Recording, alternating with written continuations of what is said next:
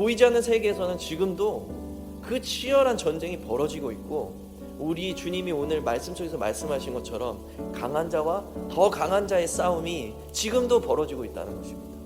우리는 이 전쟁 속에서 살고 있고, 이 전쟁 속에서 하나님께서 주신 능력을 사용해야만 합니다. 그래서 예수님께서도 제자들을 보내시면서 그냥 보내시지 않으세요. 능력을 줘서 보내시더라는 거죠. 왜냐하면 공중에 권세 잡고 있는 마귀가 왕된 이 세상 가운데에서 하나님의 나라가 도래한다는 것은 그만큼 치열한 전쟁이 동반되는 것이기 때문입니다. 전쟁은 강한 자를 더 강한 자가 결박하는 것입니다. 그러므로 우리는 능력이 없이는 복음을 전할 수가 없어요. 바울 사도도 말하지 않습니까? 데살로니가 전서에서 내가 전한 복음은 말로만 전한 게 아니다. 우리는 능력과 큰 확신으로 복음을 전했다 라고 말하고 있는 것입니다. 주님께서도 이 능력을 행하셔서 귀신의 권세를 쫓아내셨습니다. 그리고 이렇게 선언하시죠.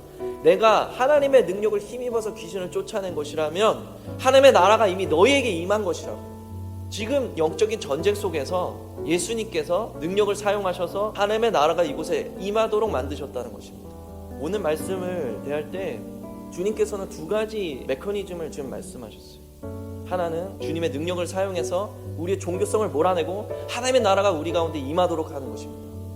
첫 번째는 몰아내는 거예요. 두 번째는 한 여자가 이렇게 외칩니다. 당신을 품은 태와 당신을 먹인 젖이 복이 있습니다. 즉 마리아가 복이 있다는 거죠. 왜 안 그렇겠어요? 내 아들이 에이브러햄 링컨이라면 어찌 그 부모가 그것을 자랑스럽게 여기지 않겠습니까? 네, 예수님께서 이렇게 말씀하십니다. 그게 복된 게 아니라 진짜 복된 건 말씀을 듣고 순종하는 것이다.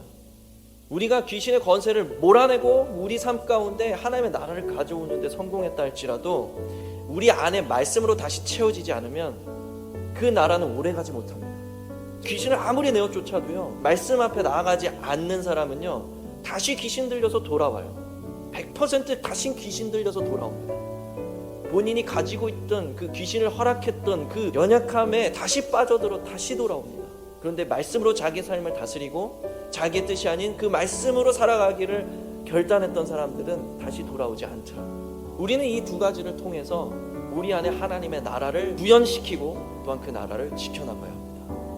그것이 곧 성화이고 그것이 곧 하나님의 나라를 살아가는, 이 땅에서 누리는 방법인 것입니다. 사랑하는 여러분, 주님께서는 이 땅에 우리를 보내실 때 그냥 보내지 않으셨습니다. 내가 너에게 뱀과 정갈을 밟으며 원수의 모든 권능을 제어할 권세를 주었다고 말씀하셨습니다. 이 권능을 가지고 하나님의 나라를 회복해야 되기를 간절히 원합니다.